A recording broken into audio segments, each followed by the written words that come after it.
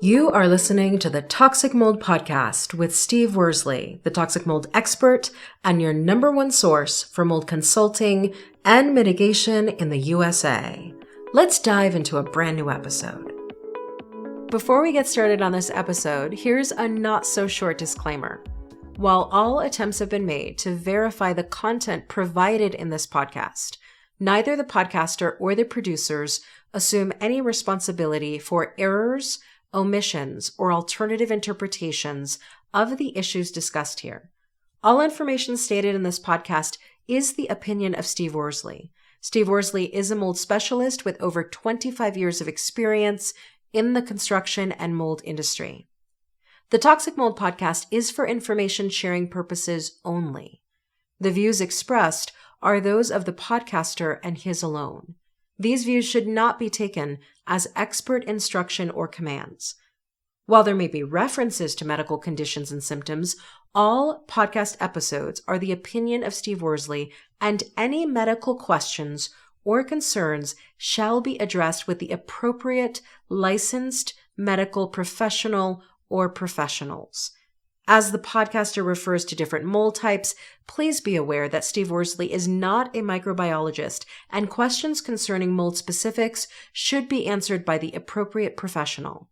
Steve isn't, nor does he offer any legal advice. For any legal advice, you must speak with a lawyer. The listener is 100% responsible for his or her own actions. You can check out Steve's books on Amazon. Just go to Amazon and search for author Steve Worsley. You can also take Steve's courses on Udemy or Skillshare, and you can find out more about those at cnccontractorservices.com. Now, let's get to the episode. Hello, you're listening to the Toxic Mold Podcast with myself, Steve Worsley. Today is episode 187. The topic today is toxic mold discovery during a remodeling project. I hope you all had a wonderful Christmas holiday if you don't celebrate that. But Christmas is behind you and New Year's is right around the corner. So New Year's Day will be Sunday, so New Year's Eve will be Saturday night. So if you're traveling or you're going out to celebrate that, make sure you're safe. But anyhow, back to our topic, toxic mold discovery when you're remodeling. That's something that comes up quite often. A lot of my consults, the discovery of mold typically happens during a remodeling project, and that's very common. It's something a lot of people think, and every mold situation is unique. But on the other hand, a lot of people think, well, I don't think anybody else has had the problems I'm having. And you'd be surprised how many situations are very similar as far as a lot of the basics and why and how they came across mold. But it's something that whether you're doing the work yourself or the contractor, it's something you come across when you're remodeling. And it's interesting for those of you that have done any remodeling, I would guess that it never went exactly how you thought. A lot of times you pull off the layer of sheetrock and you think that there's only one layer of sheetrock, and then behind that you find that there's like wood paneling, and then behind that it's a bunch of mold, and you didn't know or think that there was going to be insulation on an inside wall and all sorts of stuff. You can find a lot of vermin infestations, typically mice, a lot of mice droppings and just all sorts of stuff. Stinks from urine because of the mice, could stink of urine because of the mold. So it's something that, my point is it's like mold. Mold is a gift that keeps on giving. And the reason I say that is that once we start doing mitigation, it's typically a lot more work. There's a lot more mold than we initially thought because we couldn't see it. And remodeling's very similar to that. If you've done a remodeling project and it went exactly how you thought, thumbs up for you, because that's a rarity. How does it typically happen? Even if it's a contractor, typically what happens is let's just use a bathroom scenario. You have a home that was built, let's say in the 80s or 90s, and you're thinking, hey, it's 2022, almost 2023, and you want to update that bathroom, and you go through the process of looking online and finding a contractor. Then you find the look that you want. You've signed a contract with that contractor and they start tearing it out. And the first thing they tear out, let's just say, is your toilet. And you pull that toilet up and you can see all the subfloor around it's rotted or severely damaged from moisture. You're like, oh man, this is not good. What's the first thing you're going to think? Like, you're not sure what to do. Your contractor obviously should know what to do. And let's just say his or her, their first thought is we'll have to just replace some of this OSB or plywood, whatever the subfloor is, and it'll be no problem. Sometimes that goes just exactly, how they thought it would. They have to cut out, some subfloor, maybe put some scab boards in there, and then they just replace it and it's good to go. That might work most of the time, but let's just say that there was more damage that moisture intrusion did, and it got down into the floor joists and it got into the insulation below it. Let's say that, it's a crawl space and that moisture, if it was a chronic problem, that moisture elevated the humidity in a crawl space. That could lead to major issues. So that's why I wanted to talk about it, because a lot of times you just don't know what to do. And even if it's a contractor, you just think, well, yeah, they know what to do. This is nothing against contractors. I was a general contractor, but general contractors aren't really qualified as far as mold concerns. And I'm not saying they can't, but they don't have the experience. They don't have the knowledge. They don't have the equipment to do mold mitigation. Could be many things. A lot of times they're paid to get in, get a job done, and submit their final invoice to you. So I just want you as a listener to understand, what should be done. Well, let's kind of backtrack a little bit, and let's just say that contractor, if the circumstances were what I said, elevated humidity in the crawl space, there was mold on the floor joist, there's, a sizable area. When I say sizable, for 30, 40 square feet down in the crawl space, there's mold on the subfloor and on the floor joist. That's a major concern. And if they only replace the subfloor right below that toilet just to get the job done, and I'm not saying they did anything to cover it up, but, they weren't aware of the concerns, you could have a mold problem down in your crawl space that's causing problems even after the moisture intrusion event, which was from a toilet, was addressed. You want to keep that in mind, whether you're doing the work or you're hiring a contractor. Do I think that you have to micromanage them and say, hey, we're very aware of indoor air quality concerns and mold is one of them. Can you make sure that there's no problems? Once again, like we talked about last week, approaches everything. So if you are hiring a contractor, just make sure, without micromanaging everything, that they understand, hey, we're willing to pay extra money if there are mold concerns. Please be aware of our concerns and don't just cover something up. So that's the whole point behind all this, because a lot of people just don't, maybe the contractor's inexperienced. They just don't understand, the severity of the problems that mold exposure can have. And when you have just a simple toilet that leaks, it's not just the subfloor that's typically affected. So make sure that, you're aware, and whether you're hiring a contractor or doing it yourself, that whoever's doing the work is understanding how you feel about mold. So, I'll keep using the same scenario in a bathroom. So what should you do if you pull that toilet up and you see mold? Should you just keep moving forward with the project, or should you stop? Obviously, because of the profession that I'm in, I have to tell you, no, you need to stop work immediately. Is it you got to evacuate the house scenario? No, I don't believe you need to get that extreme. But you do need to just stop doing what you're doing and get a specialist on board. Whether it's a mold mitigation contractor, a mold consultant, a mold inspector. I don't think in that scenario you would call in an inspector. You've already found the problem.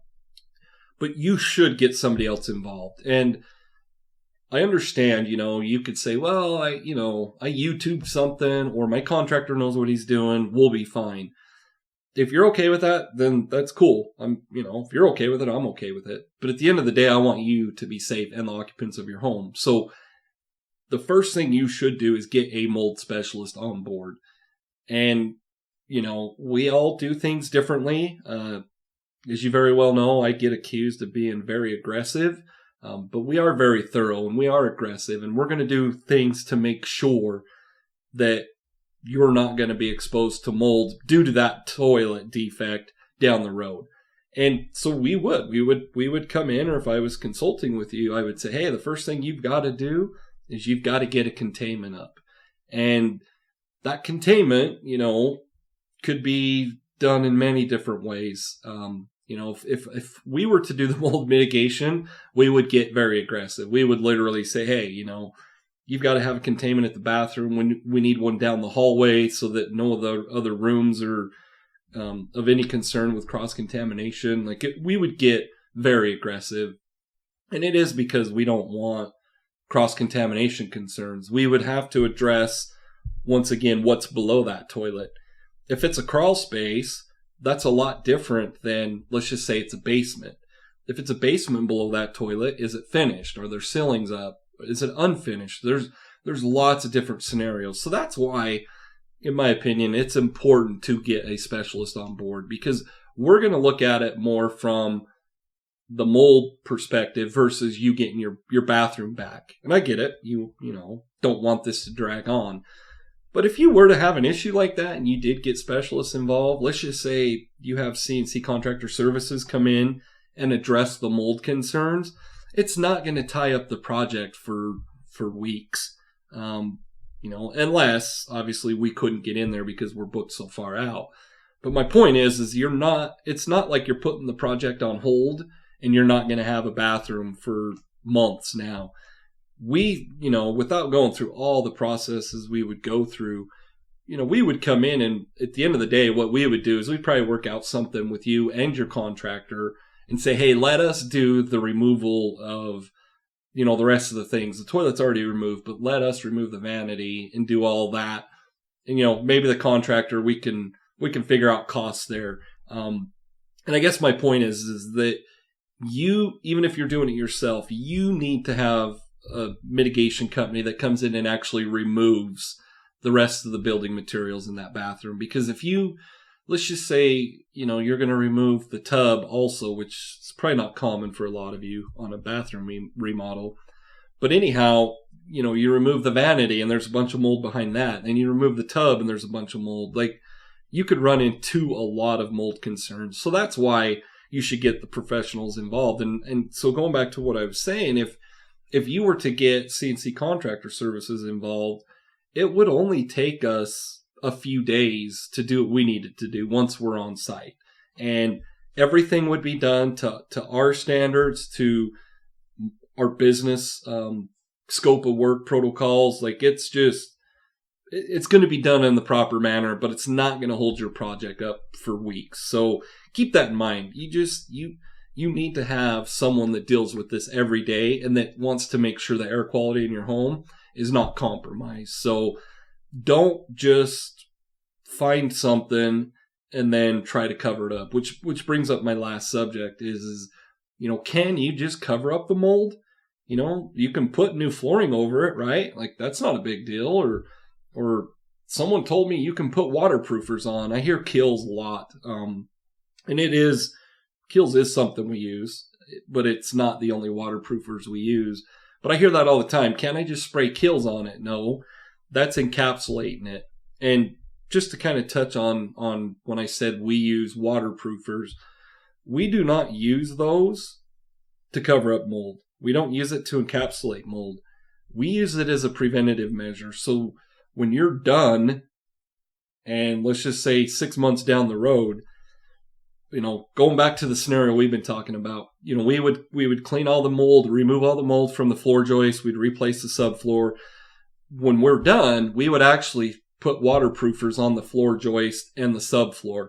And the purpose of that is that we take a cellulose material that's somewhat porous and we put a non-cellulose chemical over the top of it, so that if that toilet was to leak in the future, the mold it would try to grow, but it wouldn't be able to because it doesn't have a food source. So that's why we put waterproofers on. I want to be very clear because people think we just do that to cover it up. No, that's one of the last steps we do in the mold mitigation process. So never cover that up. And you might ask, like, so why is it a problem, Steve? If we just cover it up and we encapsulate it, it's fine, right?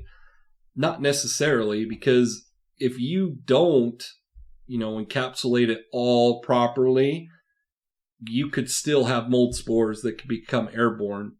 And also another concern is too, and this is why I say don't just spray kills or encapsulate it, is a lot of times you don't address the defect that caused the moisture intrusion. So let's just say you sprayed all of this subfloor while it was still wet.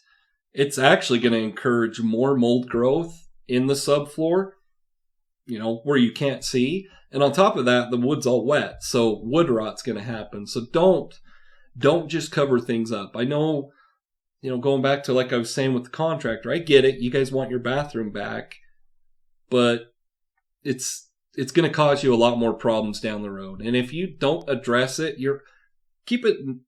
here's how I would want to explain it. Keep in mind that you're already planning to not have this bathroom for, let's just say, 3 or 4 weeks. Maybe it's 2 weeks, however long it is.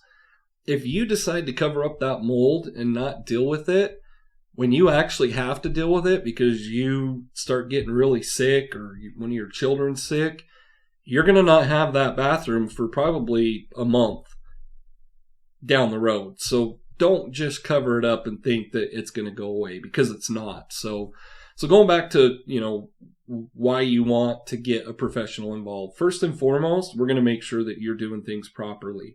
Second of all, we're going to make sure that you're not missing something. And then obviously the last thing is we want to make sure that the indoor air quality in your home is safe for you and all the occupants. So that's why you should get somebody involved. And I get it. It's a difficult process. You've already got a contractor involved and a plumber and maybe an electrician. Now you got a mold guy or gal that's got to get involved. But that's what has to happen if you want your home to be safe. So what's my call to action? Let's say that toilet in your bathroom, once in a while, it doesn't happen every time you flush it, but once in a while, it leaks a little bit of water. And it's, maybe it's because the wax seal is defective or whatever the defect is. Don't ignore it. Ignoring it's going to lead to major problems. And that is not going to be something you want to pay for in the future. And you're not just going to be paying for the mitigation side of it. You're going to pay for not being able to go to work. You're going to have medical costs involved. So don't ignore it. Little minor things can turn into major things. So that's my call to action. I have books. I just talked about it a couple weeks ago. My latest book is out. It should be on Audible hopefully soon, but the paperback, the ebook, and it's actually in hardback too, is available. So make sure you go to Amazon and you can search Steve Worsley for my author profile, or you can just type in Inside Toxic Mold. That is the title for the new book. It's a case study book. So thank you for listening. New Year's is coming up, so be safe and have a wonderful day.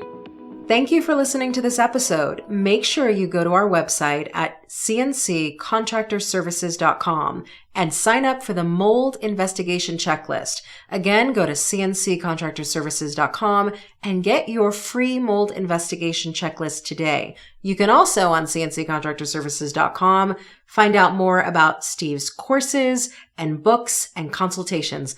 Once again, go to cnccontractorservices.com.